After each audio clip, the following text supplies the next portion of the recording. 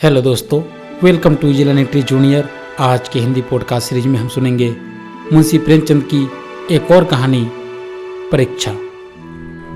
जब रियासत देवगढ़ के दीवान सरदार सुजान सिंह बूढ़े हुए तो परमात्मा की याद आई। जाकर महाराज से विनय की कि दीनबंधु दास ने श्रीमान की सेवा 40 साल तक की। अब मेरी अवस्था भी ढल गई, राजकाज संभालने की शक्ति नहीं रही। कहीं भूल चूक हो जाए तो बुढ़ापे में दाग लगे, सारी जिंदगी की नेक नामी मिट्टी में मिल जाए। राजा साहब अपने अनुभवशील नीति कुशल दीवान का बड़ा आदर करते थे। बहुत समझाया, लेकिन जब दीवान साहब ने ना माना तो हार कर उनकी प्रार्थना स्वीकार कर ली। पर शर्त यह लगा दी कि रियासत के लिए नया दीवान आप ही को खोजना पड़ेगा। दूसरे दिन देश के प्रसिद्ध पत्रों में यह विज्ञापन निकला कि देवगढ़ के लिए एक सुयोग्य दीवान की जरूरत है।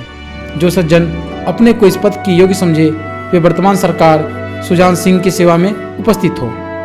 ये जरूरी नहीं कि वे ग्रेजुएट हों, मगर हष्ट पुष्ट होना आवश्यक है।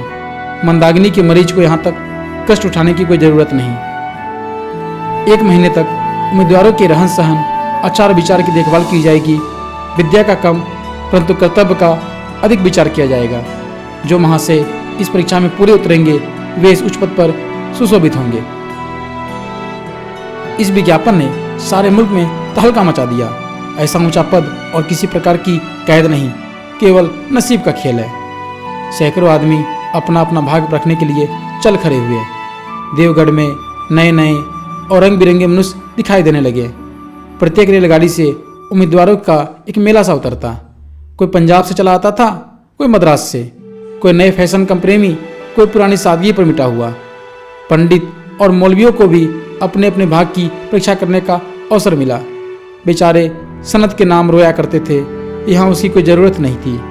रंगीन इमामे, चोगे और नाना प्रकार के अंगरखे और कंटोप देवगढ़ में अपनी सज धज दिखाने लगे।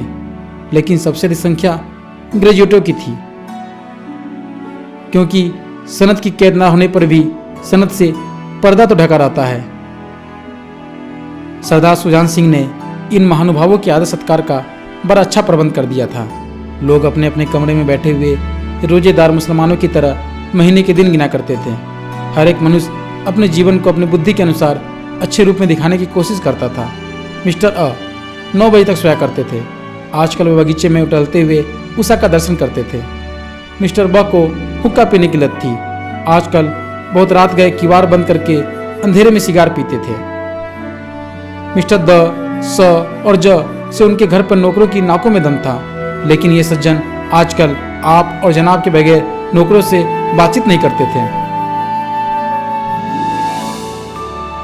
महाशय क नास्तिक थे, हक्सले के उपासक, मगर आजकल उनकी धर्मिष्ठता देखकर मंदिर के पुजारी को पदच्युत हो जाने की शंका लगी रहती थी। मिस्टर ल को किताब से घृणा थी, परंतु आजकल वे बड़े बड़े ग्रंथ देखने पढ़ने में डूबे रहते थे। जिससे बात कीजिए वही नम्रता और सदाचार का देवता बना मालूम होता था। शर्मा जी घड़ी रात से ही वेद मंत्रा पढ़ने में लगते थे और मौलवी साहब को नमाज और तलावत के सिवा और कोई काम न था। लोग समझते थे कि 1 महीने का झंझट है, किसी तरह काट ले, कहीं कार्य सिद्ध हो गया तो कौन पूछता है। लेकिन मनुष्यों का वो बूढ़ा जौहरी आर में बैठा हुआ देख रहा था कि इन बगलों में हंस कहाँ छिपा हुआ है। एक दिन नए फैशन वालों को सूझी कि आपस में हॉकी का खेल हो जाए। यह प्रस्ताव हॉकी के मजे हुए खिलाड़ियों ने पेश किया था।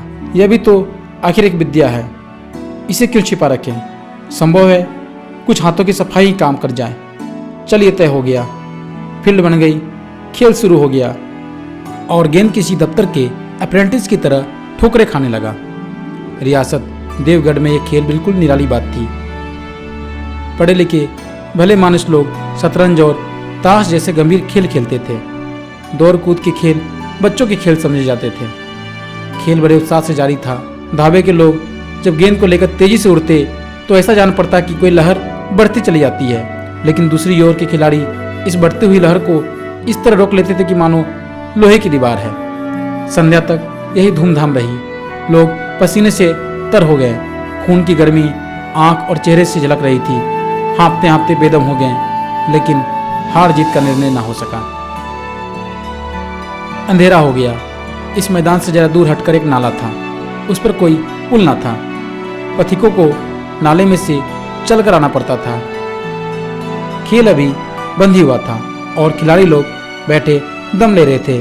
ये किसान अनाज से भरी हुई गाड़ी लिए हुए उस नाले में आया, लेकिन कुछ तो नाले में कीचड़ था और कुछ उसकी चढ़ाई इतनी ऊंची थी कि गाड़ी ऊपर ना चढ़ सकती थी।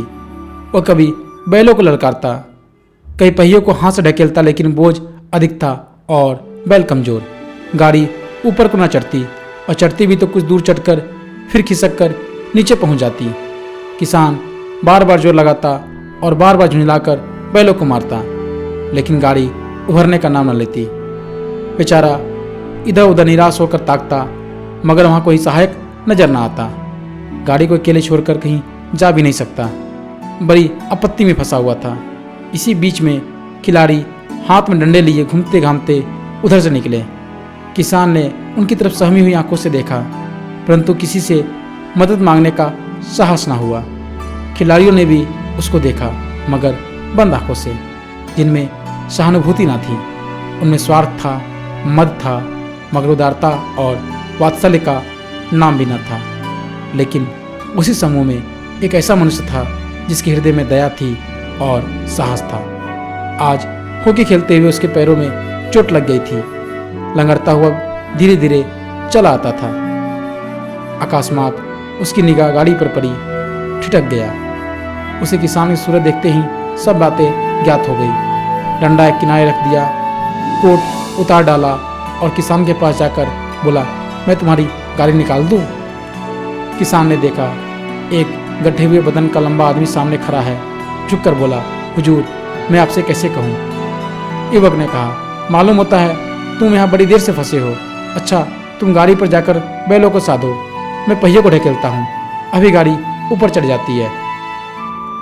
किसान गाड़ी पर जा बैठा। युवक ने पहियों को जोर लगाकर उकसाया।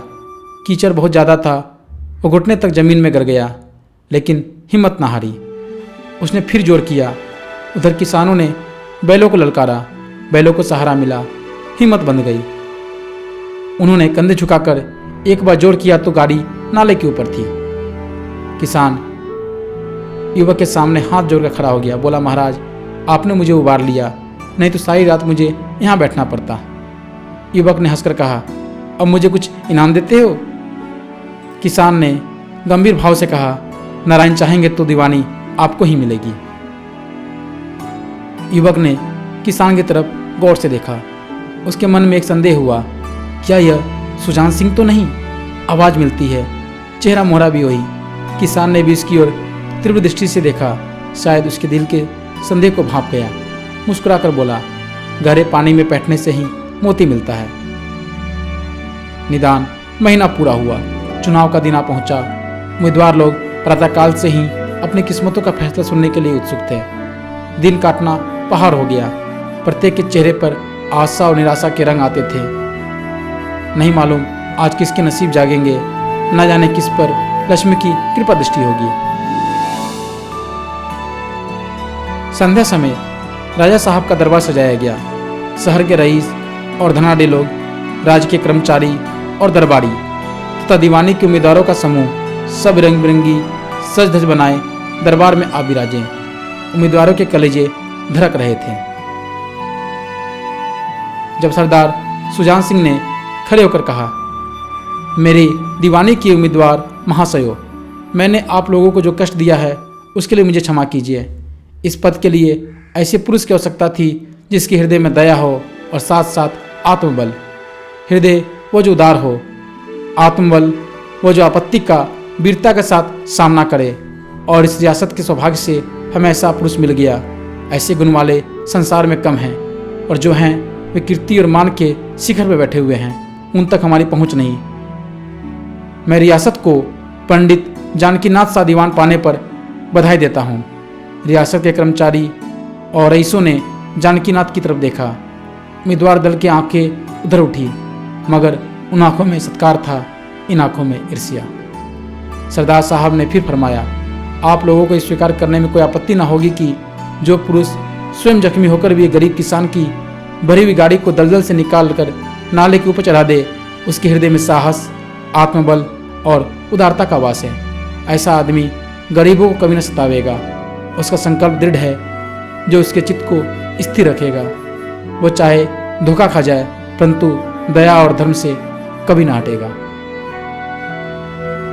तो आपने सुनी कहानी मुंशी प्रेमचंद की परीक्षा। फिर मुलाकात होगी एक नई कहानी के साथ। तब तक के लिए धन्यवाद।